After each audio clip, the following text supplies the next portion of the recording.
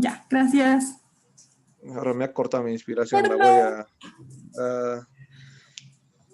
Estábamos hablando entonces de patologías. Antes de hablar de patologías, me adelantaba al concepto en la anterior diapositiva al mencionar las secreciones o la hipofunción, la insuficiencia córtico-suprarrenal o enfermedad de Addison.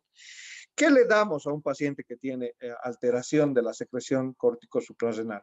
En la enfermedad de Addison, ojo, antes de que le doy, la corteza suprarrenal tiene disminución de la producción de hormonas corticales, tanto aldosterona, tanto como cortisol.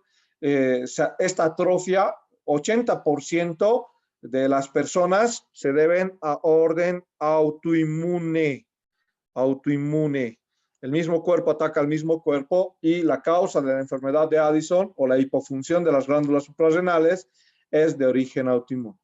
Otra de las causas es por deterioro de la glándula hipófisis, porque si la hipófisis no manda ACTH, entonces no hay liberación de las hormonas suprarrenales. Es otra de las causas. Dentro del 20% entra la insuficiencia hipofisial.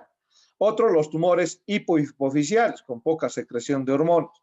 Y los tumores hipotalámicos, ¿no? No se olviden que corticoliberina es a partir de hipotálamo.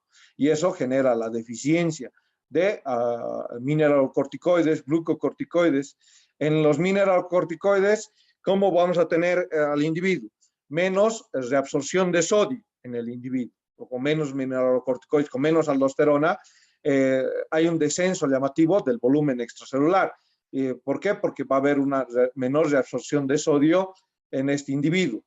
Entonces, las concentraciones de sodio van a estar alteradas. Por eso, las características de la disminución del volumen extracelular en este individuo. Entre los glucocorticoides, las alteraciones de la glicemia. ¿Por qué? Porque el cortisol también era el que me permitía liberar azúcar al sistema circulatorio. Entonces, a través de la gluconeogenia, ¿no? Entonces, esa movilización de glucosa, de proteínas y grasa no va a haber en aquellos pacientes deficientes o con hipofunción de la glándula suprarrenal. ¿Qué le doy? Otra de las características es la pigmentación también de diferentes partes del cuerpo. Si una persona tiene enfermedad de Addison, la persona va a empezar a tener alteraciones del pigmento de melanina, y la melanina no se va a depositar de manera homogénea. Quiere decir, puede que el individuo tenga el tórax blanco y la cara esté completamente pigmentada. Y eso se debe a las alteraciones de los mineralocorticoides y de los glucocorticoides, ¿no? ¿Qué le doy? Le puedo dar prednisona día por el resto de su vida. Hay que regular de manera consecuente las concentraciones de prednisona. ¿Por qué? Porque bajo esta tabla que les he dicho, la prednisona de todos los corticoides sintéticos es el que mayor acción mineralocorticoide y glucocorticoide tiene o tiene de manera equilibrada, ¿no? Entonces aquí está la prednisona con actividad glucocorticoide y con actividad mineralocorticoide.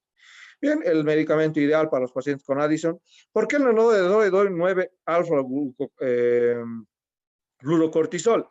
La actividad glucocorticoide es muy potenciada, más de lo que el paciente necesita compensar.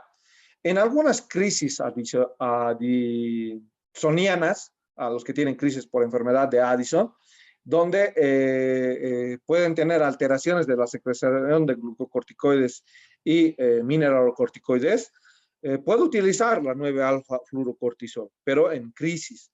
Antes no, en crisis adicionales puedo utilizar este mecanismo de compensación o este medicamento. Más antes, prednisona, medicamento ideal, ya van a estudiar otros medicamentos para Addison en torno a que entiendan más de la fisiopatología de Addison. Cushing, miren lo que hace el Cushing con las personas. Cara normal, cara después de 3 años. Solo ha pasado 3 años en esta mujer para que en la hiperfunción córtico-suprarrenal o síndrome de Cushing, con individuos con mayor cortisol. ¿Qué hace el cortisol? El cortisol permite movimiento de grandes cantidades de grasa. Entonces, esa grasa va a generar una distribución de grasa centrípeta. Quiere decir, facies de luna llena, así se lo llama la facies cuando tienen bastante tejido adiposo o graso en la porción del carrillos bucales. Entonces, eso se llama fases de luna llena y la obesidad se centra. Acá tenía una imagen de un paciente con Cushing, ¿no? Este es un paciente con Cushing, ahí está la fase de luna llena, la característica de la jiba de búfalo, ahí está la jiba, el abdomen en delantal, ahí está el abdomen en delantal, ginecomastia, entre las alteraciones de depósito. Les decía que estas son blétoras le llamamos a las estrías, algunos de los signos del paciente con Cushing. ¿Cuáles son las causas para el paciente? Adenomas adenohipoficiarios, quiere decir adenomas productores de ACTH, anomalías de la función del hipotálamo, mayor liberación de corticoliberina, secreción ectópica de ACTH, ya sea por tumores o no solamente en la parte hipoficiaria, pueden haber tumores ectópicos que estén produciendo ACTH. Hay tumores que llegan a producir ACTH. Hay adenomas también en la misma corteza suprarrenal que estimulan o permiten mayor producción de la hormona cortisol. Bien. Tenemos otro de los síndromes, se llama el síndrome de Cohn. En el síndrome de Cohn hay un tumor a nivel de la glándula suprarrenal. Hay un hiperaldosteronismo primario, se lo llama. ¿Por qué? Porque el tumor está afectando a la glándula suprarrenal. Así se lo llama al hiperaldosteronismo primario. Aldosteronismo primario. El hiperaldosteronismo primario es porque la misma glándula suprarrenal, y aquí está una pieza patológica, está sufriendo de los tumores para mayor producción de aldosterona. ¿Qué contrario es que este síndrome o este tumor no libera cortisol o no produce mayores concentraciones de cortisol? Solo tiene exceso de aldosterona. Y hace un momento o en anteriores presentaciones hemos dicho qué es lo que va a producir mayores concentraciones de aldosterona. El síndrome adrenogenital, el tumor de la corteza suprarrenal, está liberando concentraciones exageradas de andrógenos que van a ocasionar efectos virilizantes intensos. ¿Qué quiere decir? Este es un niño de 7 años. Miren la estructura peniana, está muy desarrollada para la edad del niño. Entonces, en estos tumores androgenitales hay una cantidad exagerada de andrógenos, por lo tanto, testosterona. A los 10 años el niño ya va a tener barba, va a estar como la voz de su papá, va a tener una voz muy gruesa, y es uno de los factores que el individuo muy probablemente desarrolle calvicie, si es portador de este rasgo genético, ¿no? Entonces, va a haber una alteración de la distribución masculina del vello corporal y púbico, va a haber un aumento. En la mujer, ¿cómo vamos a tener al síndrome androgenital? Porque puede presentarse también en la mujer. Vamos a tener un clítoris de mayor tamaño, lo que normalmente mide entre 1 a 2 centímetros. Podemos encontrar clítoris que miden entre 5 centímetros. Y de eso hablamos del síndrome androgenital, tumor en corteza suprarrenal, que está produciendo andrógenos de manera exagerada. Lo que hay que hacer es eliminar el tumor antes de que produzca otras alteraciones. ¿Bien? ¿Qué más? Hasta ahí hemos terminado con la parte de suprarrenal. Vamos con insulina, diabetes.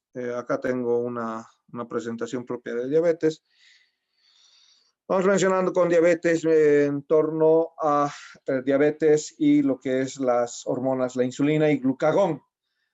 ¿Qué nos habla Guyton de insulina propiamente? Nos hace un recuerdo anatómico. Nos muestra páncreas, ahí está páncreas de color azul. Bien, ahí está bien bonito páncreas, un órgano retroperitoneal, ya saben. Está fijado a la cara medial de lo que representa el duodeno en su porción descendente, también en su porción transversal. Tiene fijación a lo que representa el vaso, anatómicamente recuerdan el ligamento pancreatoesplénico. Y recordar que si nosotros amplificamos un pedazo de la estructura pancreática, páncreas tiene una parte exócrina, que ya la hemos visto en el aparato digestivo, ¿no? Ahí están los conductos pancreático principal y accesorio, y va a tener una parte endocrina. La parte exócrina son los acinos. Ahí están los acinos, son la parte exócrina de páncreas. Y estos, justamente, miren, por eso se llaman islotes, ¿no? Es una isla. Son mis islotes de Langerhans. Los islotes de Langerhans, 4 células. Células delta, alfa y beta, ¿no? 4 células. ¿Cuáles células falta acá? Unas blanquitas que las voy a mostrar cerca de esta porción son las células PP, ¿no? Ahorita vamos a ver las células PP. PP, beta, alfa y delta. Ya están las 4 células.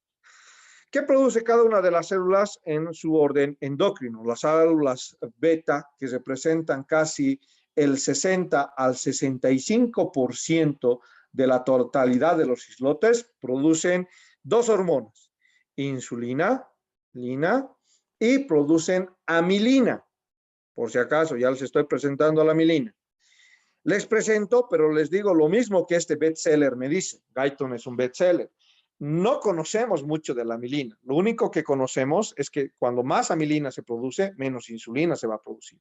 Bien, entonces eso es un efecto que sí conocemos. Lo que no conocemos es para otras de las características, para dónde más va a tener acción de amilina. Poco nada de su entorno podemos describir y de sus receptores. Bien, células beta para la insulina y amilina representan, ya les he dicho, entre 60 y 65% de la estructura de los islotes. Células alfa están representando entre aproximadamente 25% y secretan glucagón. Glucagón. Otro porcentaje de glucagón se va a producir en hígado. No nos olvidemos eso.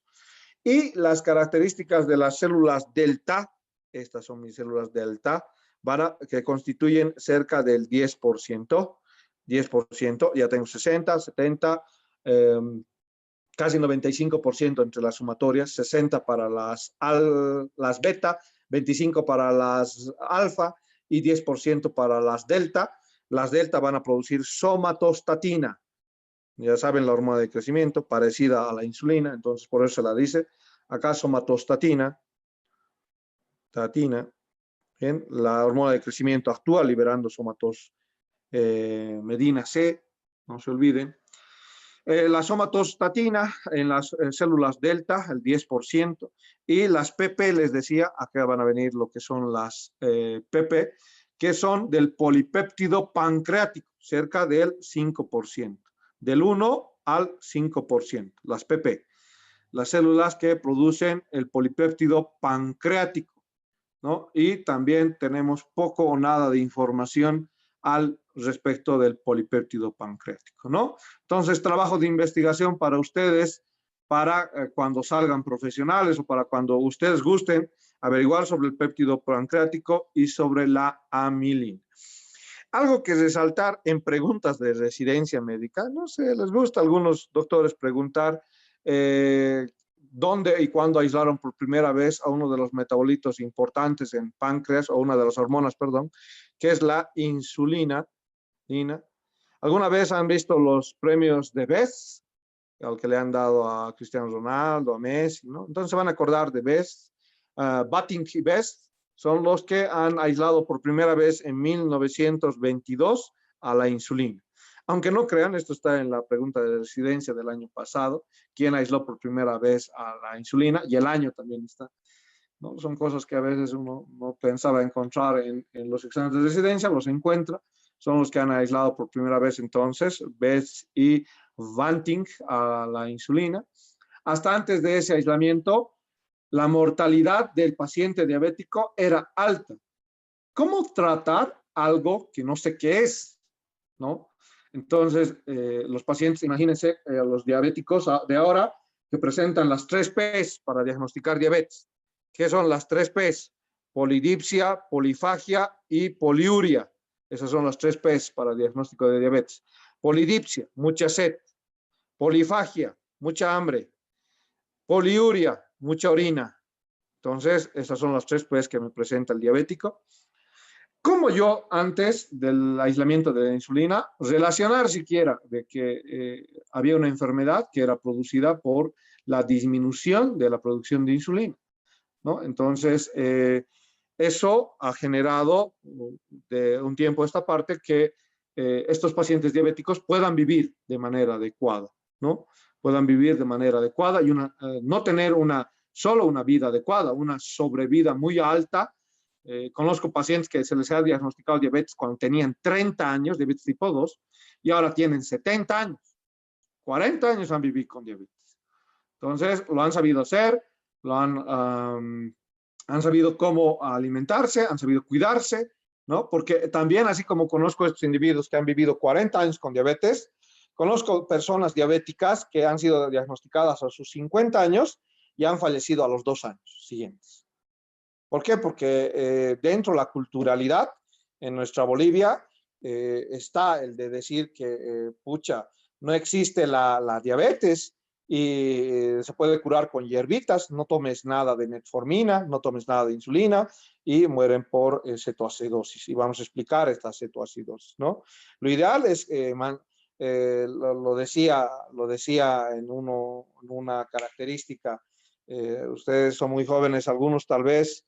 En Bolivia teníamos a Carlos Palenque, que era uno de los representantes o candidatos a presidencia en aquellas épocas del 97. Entonces, lo mencionaba. Una cosa es mantener nuestra cultura, pero nuestra cultura puede mantenerse uno siendo ingeniero, siendo médico, teniendo conocimiento. Y otra cultura que ellos tratan, o algunas personas tratan de preservar, manteniendo la ignorancia. No, la cultura no se mantiene manteniendo la ignorancia, la cultura se mantiene con conocimiento, ¿no? Entonces, nosotros hacemos esto, la descripción de la química. Esto repercute mucho. Ustedes van a luchar contra personas que lo que creen que es cultura les lleva a la muerte, ¿no? Estos pacientes que yo he tratado y diagnosticado, los he visto a los 2 años que han muerto, es porque no han tomado en algún día conciencia de qué era la diabetes y se han dejado guiar por conceptos muy arcaicos, no nada científicos. Entonces, y eso les ha llevado a la muerte. Eso les ha llevado a la muerte. Y igual que a muchas otras personas en torno al COVID-19, ¿no? ¿Cómo hablo de la química y síntesis de la insulina? Miren, se secreta lo que se llama pre-proinsulina, antes de proinsulina, se llama pre-proinsulina a partir de las células beta en los islotes de Langerhans, se va a producir lo que se llama pre-proinsulina. La pre-proinsulina tiene 3 cadenas. Aquí está la cadena A, la cadena B y la cadena C. Luego de la pre-proinsulina, que se está formando en el retículo endoplasmático,